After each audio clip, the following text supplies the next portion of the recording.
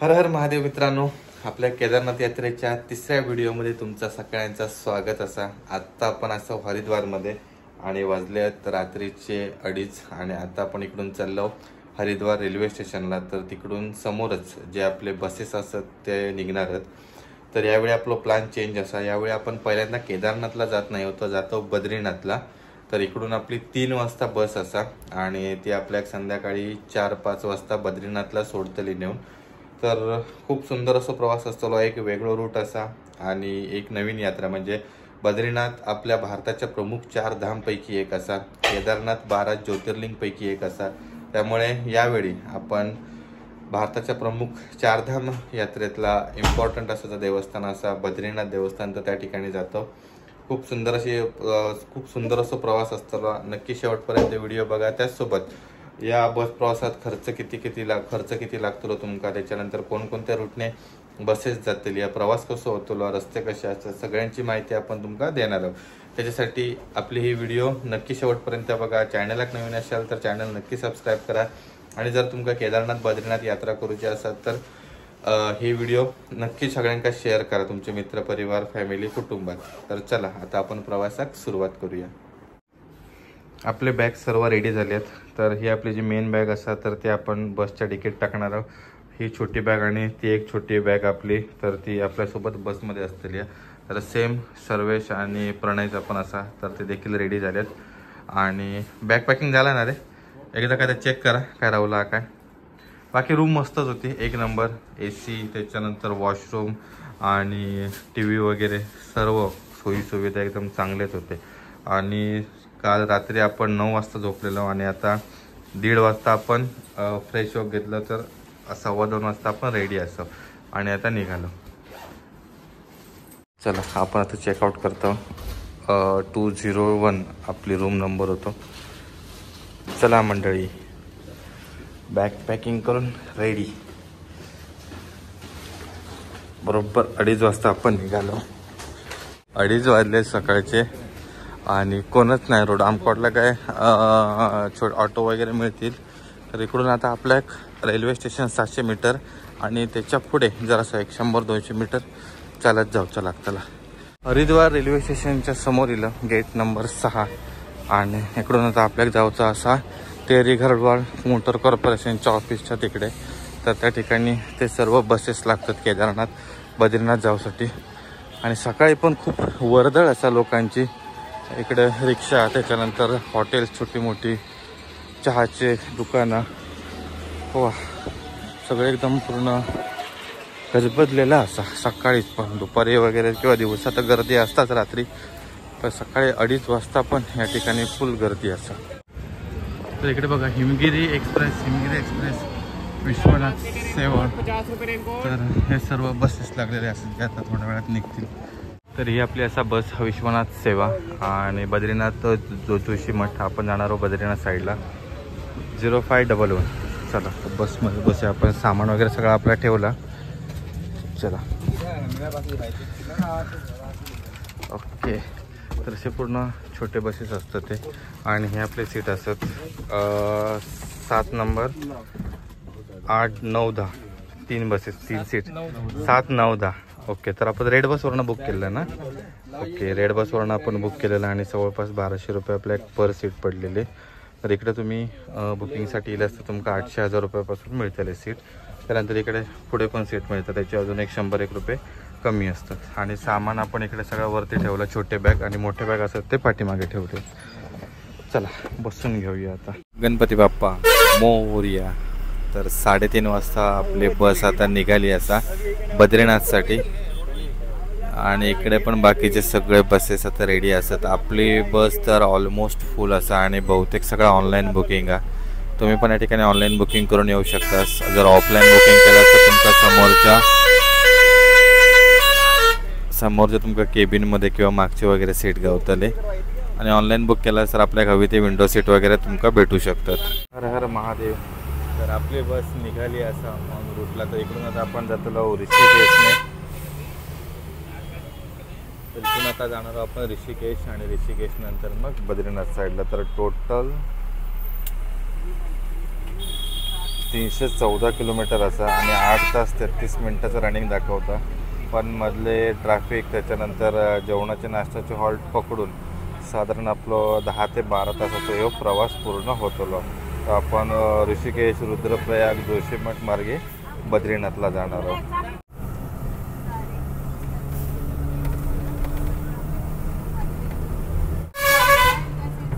आपण आता निघालो हरिद्वारवरून. समोर गंगेचं पात्र दिसत हलकी बोलली. काल संध्याकाळी आपण इकडे गेलेलो तीर्थस्नानाने केलेला. त्या ठिकाणी गंगा आरती फक्त आपण मिस केलेली, कारण आपल्याला सकाळी पहाटे लवकर निघायचा होता. तर चला आपण आता हरिद्वार इकडून सोडलो आणि आता पुढे तो आपलं स्टॉप असा ऋषिकेश. सकाळचे 4 वाजल्यात आणि आपण पोचलो ऋषिकेशला. तर इकडून आता आपले 2 सीट होते आपल्या त्या ठिकाणी थांबलेला आणि ह्योच रस्ता आपलं 4 धाम यात्रेसाठी. चल पण आता ऋषिकेश स्किप करतात. सकाळचे 5 वाजलेत आणि आता दिसाक सुरुवात झालेली असा पूर्ण क्लिअर. तर अजून सूर्योदय बाकी आहे. सूर्योदय झाल्यानंतर अजून पूर्ण चांगले मस्त व्ह्यू आपल्या डोंगरांचे बघूक मिळणार आहेत, पर्वतांचे. इकडनं रस्ते तर एकदम पूर्ण सगळे खतरनाक असत आणि आता मान्सून चालू झालं की अजूनच एक सगळे खतरनाक होतात. त्यामुळे जर तुम्ही केदारनाथ यात्रा, बद्रीनाथ यात्रा प्लॅन करत असाल तर शक्यतो मे किंवा जूनमध्ये करा. जरा तुमका गर्दी गावतली, पण जो पावसामुळे पूर्ण आपल्या जे पूर्ण ट्रॅव्हल प्लॅनची वाट लागतं. म्हणजे जवळपास काही वेळा लेट होता, काही वेळा 1-1, 2-2 दिवस पूर्ण लँडस्लाईडमुळे या ठिकाणी ट्रॅफिक एकदम बंदच केलेलं असतं. तर ते प्रॉब्लेम अवॉइड करूसाठी शक्यतो मे किंवा जूनमध्येच आपल्याला प्लॅन करूचं लागतं. 5:45 वाजल्यात आणि आपण थांबलो नाश्त्यासाठी. चला नाश्ता करून घेऊया. ड्रायव्हर नुसतं पेट काढतात, पेट. आपकडचे सगळे ड्रायव्हर ना आई शपथ सेमच येतात बघ. पण तू व्यवस्थित असं ना आता ती फळा खायला मग ती कधी खात ब्रेक मारला. हां समोर ना काहीतरी गाडी येईल तेव्हा ना मी झोपलेलं आहे रे मस्त. माका पण 2 वेळा ना झोप लागत होती चांगली. एकदा तर त्या केल्यानंतर मग ते वॉशरूमला थांबवलं तेव्हा. आता पण झोपेच असते तोपर्यंत इकडे थांबवले. हॉटेल चेंज केला, तिकडे काय रेडी नव्हतं. एकच पराठा सांग सर्व असतं लाईव्ह, पण तो माहिती आहे ना दवड गँग ती सर्व नाश्ता घे तोपर्यंत सुरुवात कर. पन्या हे पन्या उपवास आहे ना हे बघ ना, हे बघ उपवासाची मिरची उपवासाची मिरची तुझ्यासाठी खास. अजून 2 टेबलवरचे उचलून आणूया भूक लागली तर. नाश्ता स्किप, चाय पिऊया. थँक्यू. 3 चाय. प्रत्येक वेळी आपण इकडेच थांबतो. जोक सगळे बसवाले असतात ते. असं एक नाव काय आहे 3 धारा टिहरी गढवाल. तर या ठिकाणीच आपण थांबतो नेहमी. तर आता आमची फक्त पहिलीच बस लागली, अजून सर्व बसेस येऊच्या असतात पाठीमागे. 1-2 बसेस गेल्यात पुढे. बसमध्ये या. आणि आता ते उत्तराखंड परिवहनचे बसेस. हे फक्त श्रीनगर त्याच्यानंतर जे आपलं रुद्रप्रयाग वगैरे आहे तिथपर्यंत जातात. केदारनाथ आणि बद्रीनाथसाठी आपल्या हेच प्रायव्हेट बसेस असतात, त्यांनाच जावचं लागतं. TGMOC private limited, Tehri Garhwal motor corporation limited. 228 kilometre रवला आणि 6.5 तास दाखवता. त्यापर्यंत खूप वेळ लागतो आपल्याला. आणि असं इकडे पुढे रुद्रप्रयाग आणि जोशीमठ तर भरपूर लांब आहे. वाजले सकाळचे 6 आणि आपली बस आता थोड्याच वेळात इकडून निघाल. अर्ध्या तासाच्या टी ब्रेक नंतर आपण पुन्हा एकदा निघालो 3 धारामधून. आणि आता इकडून बघूया पुढे एक नाश्त्यासाठी कदाचित 9-9:30 वाजता थांबली.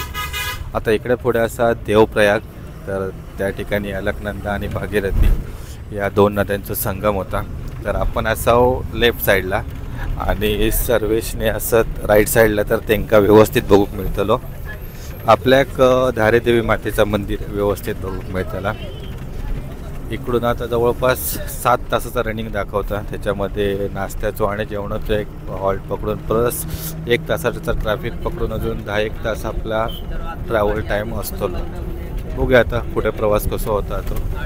रस्त्याची कंडिशन तर आतापर्यंत चांगली आहे. असा एका ठिकाणी थोडंसं लँडस्लाईड होता खाली येलेला, पण त्या ठिकाणी पण बाजू करून रस्तो क्लिअर केल्याने होतो. आणि इकडे बहुतेक ठिकाणी जे लँडस्लाईड झोन आहे तर तिकडे या काम चालू असा जाळी बसवण्याचं, जेणेकरून जो मोठ्या प्रमाणात मातीचा भराव खाली येता तर तो तेवढं येता नाही.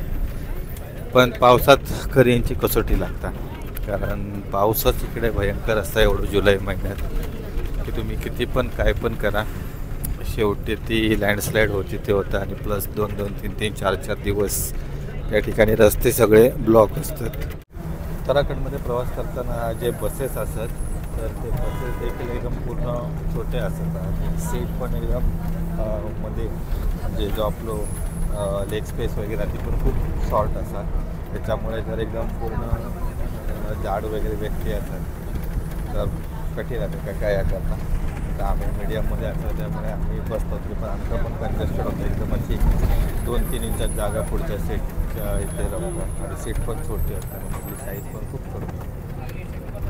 पण ठीक आहे, काय करतात, कारण इकडे रस्ते तसे आहेत त्याच्यामुळे छोटीच गाडी इकडे, मोठी गाडी त्या ठिकाणी चालणार पण. सकाळचे 6:30 वाजल्यात आणि सूर्योदय पण झालेलो आता. सूर्यनारायणांचं आगमन झालेलं या ठिकाणी आणि आपण आता थोड्याच वेळात पोहोचणार आहोत देवप्रयागला. 3 दारावरून निघाल्यानंतर 15 मिनिटात आपण पोहोचलो होता देवप्रयागच्या इथे.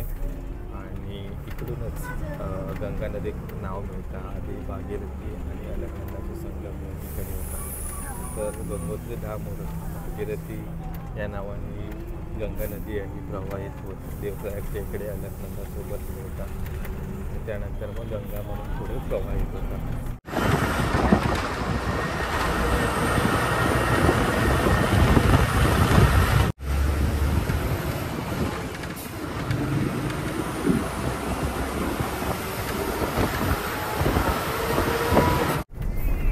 सकाळचे 7:30 वाजले आपण पोचलो आता श्रीनगरमध्ये.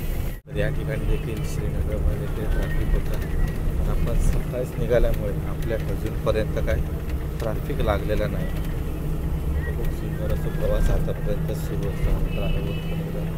सुसाटवालो असा.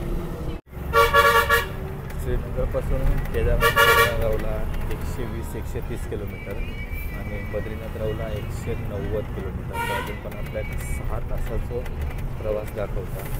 आणि या ठिकाणी पण मोठी बाजारपेठ आहे, त्यामुळे जर तुम्ही केदारनाथ यांच्यासाठी प्रवास करत असाल प्रायव्हेट कारने तुमच्या किंवा टॅक्सी वगैरे करून, तर या ठिकाणी तुमचा आता काय आवश्यक ते सामान असं सगळं ट्रेकसाठी वगैरे किंवा मेडिकल तर या ठिकाणी तुम्ही घेऊ शकता. त्याच्यानंतर जास्त तसे मोठे तेवढे बाजारपेठ नाहीत, अजून जास्त दुकानं ओपन नाही झाले त्यामुळे तेवढी वर्दळ नाही. नाहीतर लास्ट टाईम आपण ट्रॅफिकमध्ये इकडे अडकलेलो, जवळपास अर्धा तास आपल्या ट्रॅफिकमध्ये गेलेलो. या ठिकाणी जरा रस्तो छोटो असा लँडस्लाईड झालेला दिसता, तर क्लिअर केले नाही. आणि बाजूचा तिकडे असा अलकनंदा नदी मगाशी होतो तो कोटेश्वर डॅम होतो.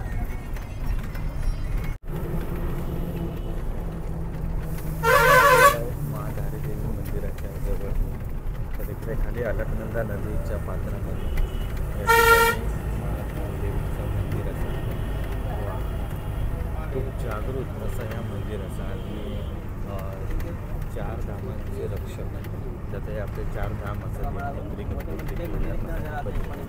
तर या धामांचे रक्षक असं म्हटलं जातं. तर तुम्ही प्रायव्हेट टॅक्सी गेलास तर या ठिकाणी थांबून तुम्ही दर्शन घेऊ शकता.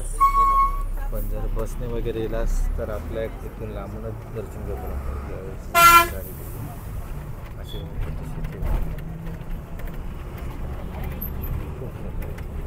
इकडून एंट्री असावी जाऊ या साईडने किंवा जय महाधारीदेवी.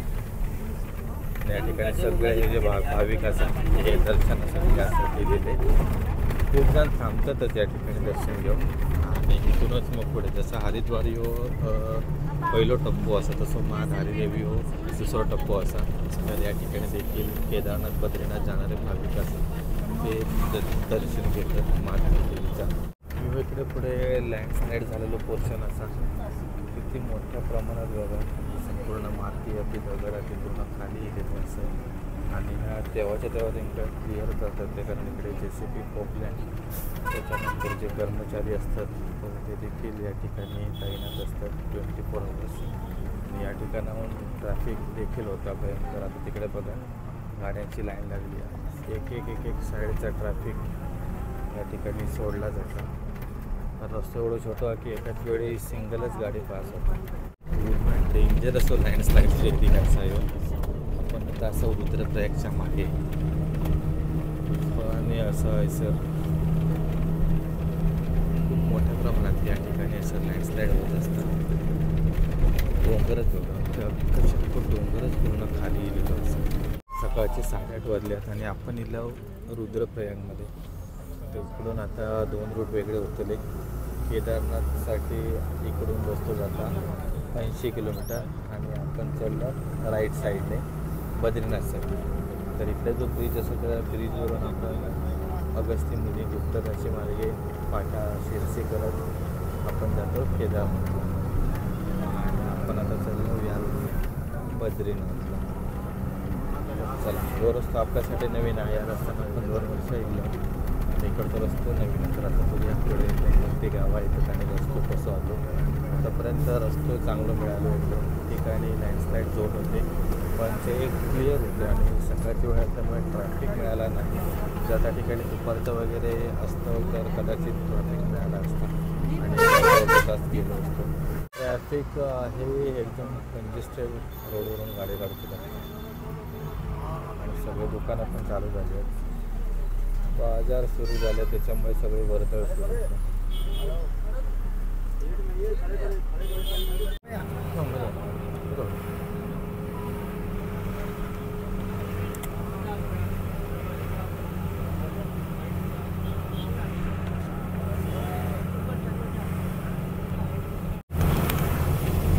रुद्रप्रयागच्या ट्रॅफिकमधून बाहेर पडतो आणि रुद्रप्रयाग ते बद्रीनाथ साधारण 150 किलोमीटरचं अंतर असा.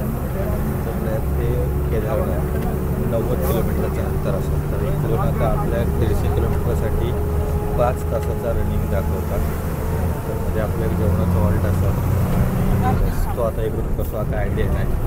इकडे तुम्ही कामं बघतास तर व्यवस्था रेल्वे प्रोजेक्ट जो कर्णप्रयागपर्यंत असणारा याची देखील कामं खूप जोरात सुरू असतात. काय काय असत ते बायपास देखील असतात. म्हणजे ते रुद्रप्रयाग जिल्ह्यात म्हणजे सिटीमध्ये ट्रॅफिक होतात. आता एका बायपास पर्यंत होतं ब्रिजेस टनेल.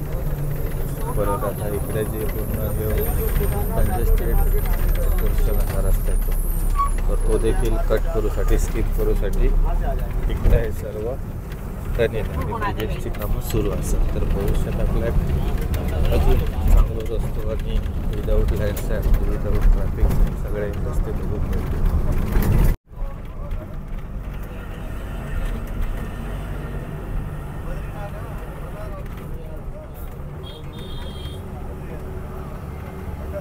चर्चच्या पाठीमागे असावं आणि इकडे पण या ठिकाणी खूप मोठं लँडस्लाईड झोन असेल आणि तिकडे पण आता जी जाळी लावचं काम सुरू आहे. रस्तो पण रुंद केल्याने आहे. असे भरपूर ठिकाणी असतात केदारनाथ आणि प्रत्येक ठिकाणी JCB असतं तिथे. ह्या पोर्शनमध्ये आपल्याला सांभाळून प्रवास करू लागतात. कारण प्रयागरावला आता 14 किलोमीटर. पहिल्यांदा येथील गोचर मग घेतला कर्णप्रयाग.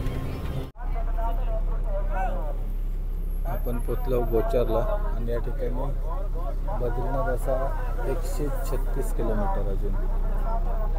गोचरला येलो आपण आणि इकडे रजिस्ट्रेशन आणि चेक होता वाटतं कारण पुढे खूप लाईन लागली आणि इकडे अनाऊन्समेंट पण होता स्पीकरवर की सर्व गाड्या ते एक लाईनमध्ये आणा आणि आधार कार्ड आणि आपलं रजिस्ट्रेशन चेकिंगसाठी रेडी ठेवा. कोणचं पण रजिस्ट्रेशन चेक होऊ शकता. विदाऊट रजिस्ट्रेशन इकडून पुढे तुमका बद्रीनाथसाठी पाठवण्यात येणार नाही. बघूया आपल्याला किती वेळ लागतो तो आणि आपलं रजिस्ट्रेशन चेक होता की नाही.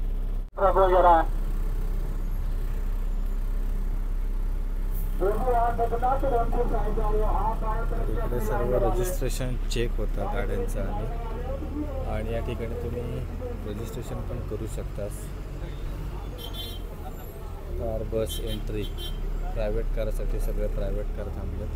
तर आपण असं गोलच्या बाजारपेठेत आणि या येतात चमोली जिल्ह्यामध्ये आणि आपण जातो बद्रीनाथ. तर बद्रीनाथ देवस्थान चमोली जिल्ह्यातलेच येतात.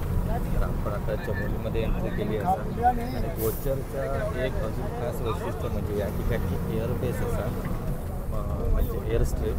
तर देहरादूननंतर उत्तराखंडमध्ये सेकंड एअर स्ट्रीप असा गोचर.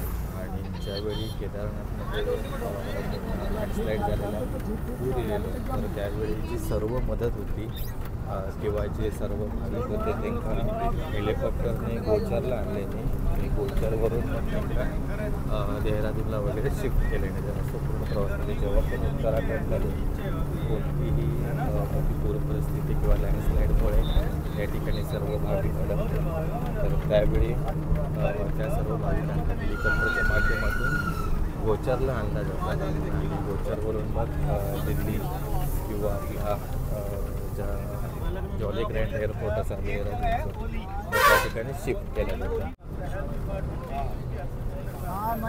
इकडे तरी तर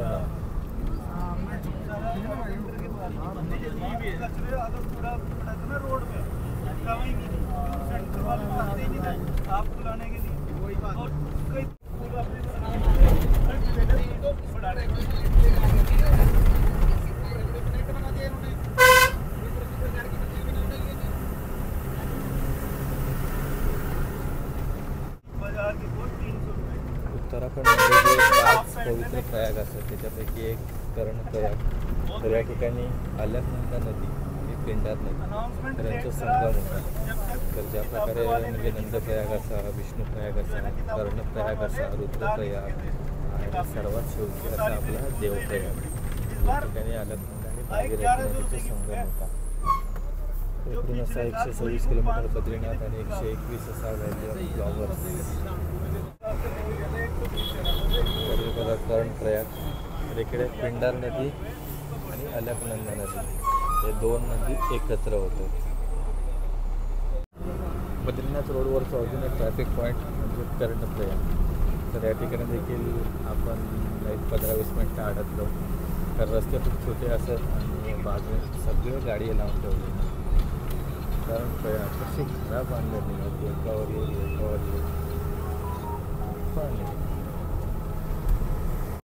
7.5 तास झाले आहेत जवळपास. 3:30 वाजता निघालेलो आणि वाजले जातात 10. एकदा फक्त चहासाठी हॉल्ट घेतल्यान आणि एकदा फक्त वॉशरूमसाठी हॉल्ट घेतल्यान. बाकी नाश्त्यासाठी वगैरे अजून तरी हॉल्ट घेतल्या नाही. आणि जवळपास 200 किलोमीटर आपण इलो प्रवास करत. अजून पण 100 किलोमीटरचा प्रवास आपला बाकी आहे आणि 3 तास रनिंग होता. टाईम दाखवता 1 ते 1.5 वाजेपर्यंत पोहोचण्याचं. पण महत्त्वाचे जे ट्रॅफिकचे टप्पे असतात ते येऊचं अजून बाकी असा म्हणजे गोपेश्वर, पिपलकोटी. तर हे 2 जे ट्रॅफिकचे पोर्शन असतात तिकडे कितपत ट्रॅफिक लागतं त्याच्यावर डिपेंड आहे की आपण 1.5 वाजता पोहोचणार आहे की आपल्या पुढे 2.5 ते 3 वाजता भेटते.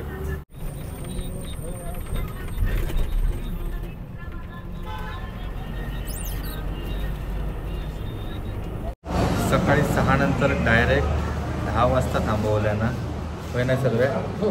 10 वाजता 11 वाजता थांबवणार होतो पण इकडे ते काहीतरी स्टेपनी बदलायची होती बसची त्याच्यामुळे असं थांबवल्यानं नाश्ता करून थांबलो. आणि इकडे पोहे मिळतात कमाला. नाही तर आमचं वाटलेलं की पराठेच मिळतात. पराठे आम्ही तो एकच खाणार होतो कारण एवढं काय खास आवडत नाही आपल्याला पराठो. तर पोहे खाऊया. आणि पण्याचा आपल्या उपास आहे त्यामुळे कोण काय खाणार नाही. पण्या उपवासाची केळी आणि कधी बद्रीनाथला पोचल्यावर खातलं. गाडीत गेलं म्हैसा आणूक काय झालं तुका. हां नुसते झोपे काढ नुसते बसमध्ये. हां झोपायलाच मिळालं नाही व्यवस्थित. झोपाक देतच नाही ना बसवालो. रस्ते एकदम छोटे आहेत, वळणा आहेत ज्याच्या याच्यामुळे 3-4 वेळा काची कापडलं तरी एका आवाज येतात तरी डोळे मुद्दाम म्हणून तो कळत म्हणजे उठलेलो कळत म्हणून त्यांना गॉगल लावून झोपता तो होय ना. मेन रोड आता चालू आहे. होय काय बोलतो. तरी अजून 3 तास लागतील. अजून 3 तास होय. नंदप्रयागच्या अलीकडे आपण थांबलो आणि 3 तास 23 मिनिटं अजून रनिंग दाखवतं. 105 किलोमीटर बाकी. आता वाजल्यात 10:18 10:15 झाले. नाश्त्यामध्ये पोहे मिळालेत. चांगले चव चांगली आहे मस्त एकदम झणझणीत बनवलं आहे. नंतर मिरची टाकून दुसरी हो वा जरा खोबरा आणि कोथिंबीर घालून देऊ कवी होती ना आणि लिंबू व्हायच होय होतो अजून मजा येईल असती. कांदा पोहे असत की मिरची पोहे काय कळत नाही. एवढे मिरच्या बाजूक काढल्यात आणि आधीचा तोंड भगभगला तर वेगळा. हा पोह्याची चव चांगली आहे पण मिरची एकदम तिखट आहे. 5 किलो मिरची सर्वांच्या प्लेटमध्ये 5 किलो मिरची हो कोथिंबीर आणि 5 किलो कालावधी वेगळी. हे फक्त अर्ध्या प्लेटीतले मिरची असत. चाय पण इली हे पण चाय चांगली आहे मस्त चाय अद्रक लसूण मारके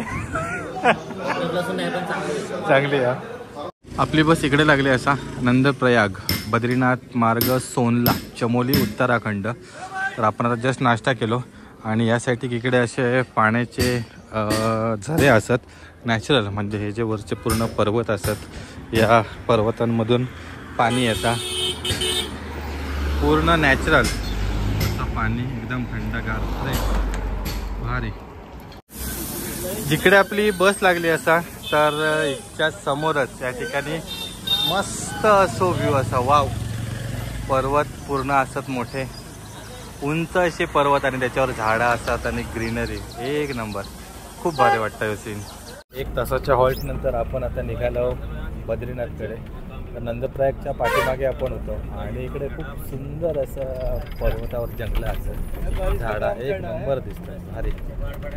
तर आपण पोह्यामध्ये नाश्ता केलेलो आणि 80 रुपये पोहे होते. आपला बिल टोटल साधारण 200 रुपये आपला बिल झाला पाणी बॉटल त्याच्यानंतर चहापासून. तर ठीक आहे इकडे पण पहिल्याच जरा थोडासा कॉस्टली जेवण मिळतं. बाकी आतापर्यंत रोड तर चांगलं मिळालं. आता पुढे बघूया हे पण सर्व बसेस असतात ते जातात बद्रीनाथला.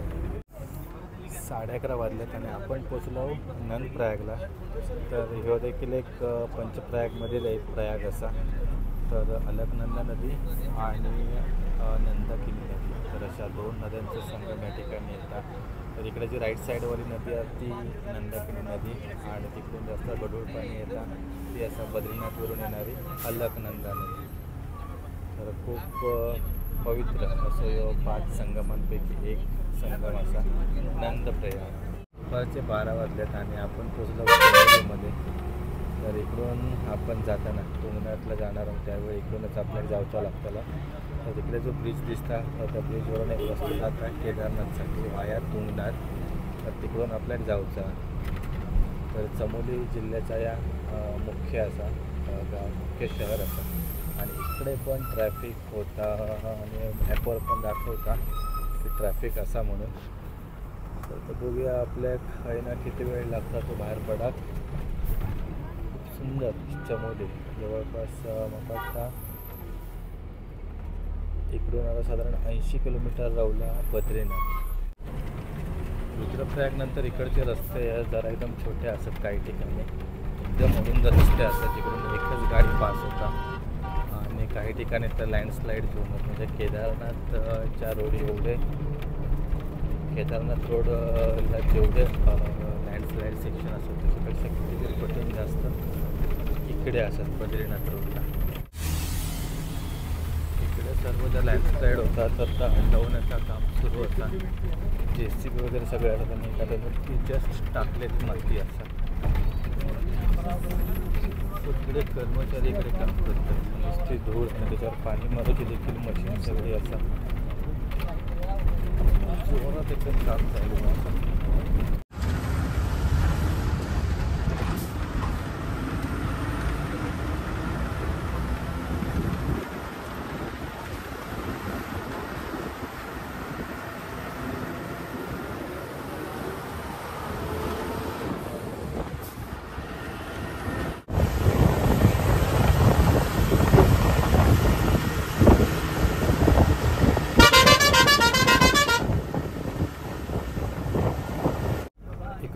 काढायचं काम चालू असा, त्याच्यामुळे बहुतेक गाड्या थांबवलेले होते. जे बोलून सगळे दगड तोडते तर ते पूर्ण रस्त्यावर दिले, तर त्याचा पोकलँडने बाजूक करून आता एक लाईन सोडतं. तर खूप ठिकाणी असं काम चालू आहे असं, आणि याच्यामुळेच आपल्याला ट्रॅफिकमध्ये वेळ लागतो. इकडची लाईन आधी पहिली सोडल्याने पुन्हा या ठिकाणी लाईन लागली. सगळे वरचे दगड असतात ते काढायचं काम सुरू आहे. म्हणजे पावसाच्या ठिकाणी कमी प्रमाणात जरा लँडस्लाईड होतं.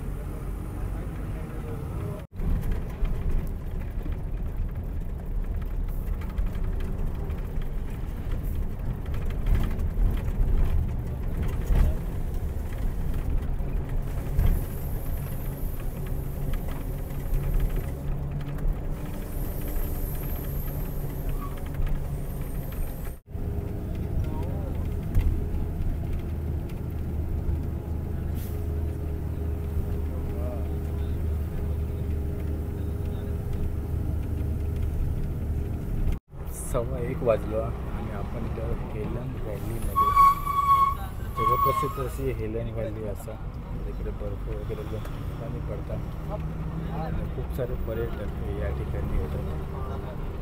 आता वाजले 1:15, अजून पण 2:30चा टाईम दाखवतो. अजून जोशीमठ यायचं असा, जोशीमठच्या पुढे गोविंद घाट, त्याच्यानंतर हनुमान चट्टी आणि मग बद्रीनाथ.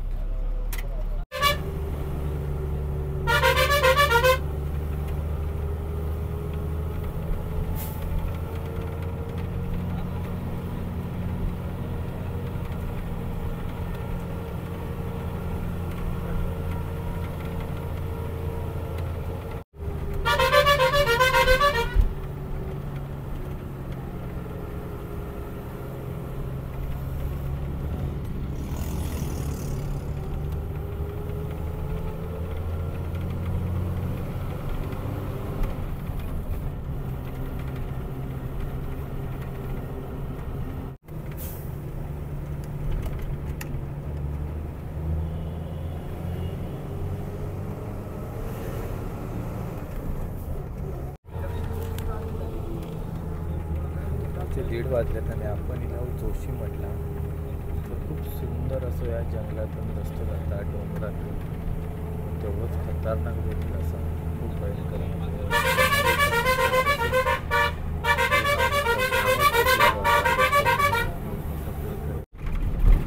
जोशीमठ एकदम छोटंसंच रस्ता आहे, एकच गाडी पकडून निघतो. त्यामुळे या ठिकाणी बंदरे असतात. येणाऱ्या गाड्या वेगळ्या साईडने येतात आणि जाणाऱ्या गाड्या वेगळ्या साईडने जातात. खूप कंजेस्टेड रस्ता एकदम, आणि बाजूकच भागात सगळी घरं, दुकानं. जोशीमठच्या ट्रॅफिकमधून सुटल्यानंतर आता जरा 2 लेन रस्ते डबल लेन आणि -8 रस्ते असा. तर पुढे 2 अजून ठिकाणं असतात. एक म्हणजे गोविंद घाट आणि दुसरा म्हणजे पंडुकेश्वर आणि त्याच्यात तिसरा असं तर हनुमान चट्टी. तर ही तिन्ही ठिकाणं असतात ती खूप इम्पॉर्टंट असतात. पण आता जस्ट क्रॉस केल्यावर विष्णुप्रयाग, तर जे उत्तराखंडमधले प्रमुख 5 प्रयाग असतात त्याच्यातलं पहिलं प्रयाग म्हणजे विष्णुप्रयाग, आणि तो आपण जस्ट क्रॉस केला. आणि विष्णुप्रयागपासून बद्रीनाथ साधारण 30 किलोमीटर असा, आणि आपण मग वाटतं का तासाभरातच बद्रीनाथमध्ये पोहोचू.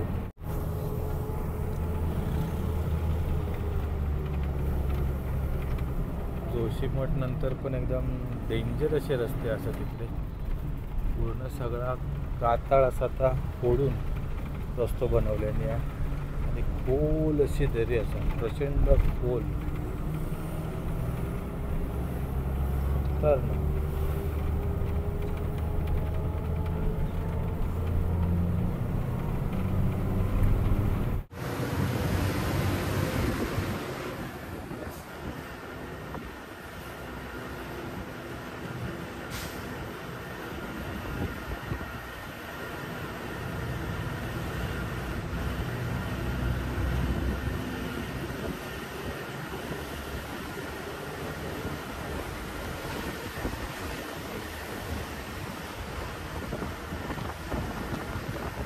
दुपारचे 3 वाजल्यात आणि आणि आपण आता याला गोविंद घाटमध्ये आणि इकडून हेमकुंड साहेबला जाण्यासाठीचा रस्ता असा प्लस फ्लॉवर्स, तर त्या ठिकाणी देखील तुम्ही जाऊ शकता.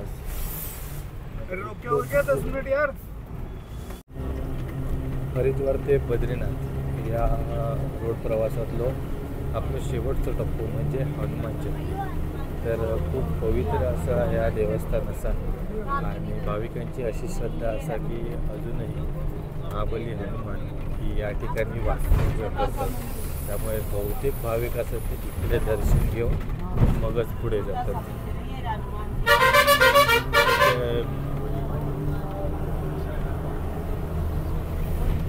आपण पण दर्शन घेऊन आता चाललो पुढे बद्रीनाथला.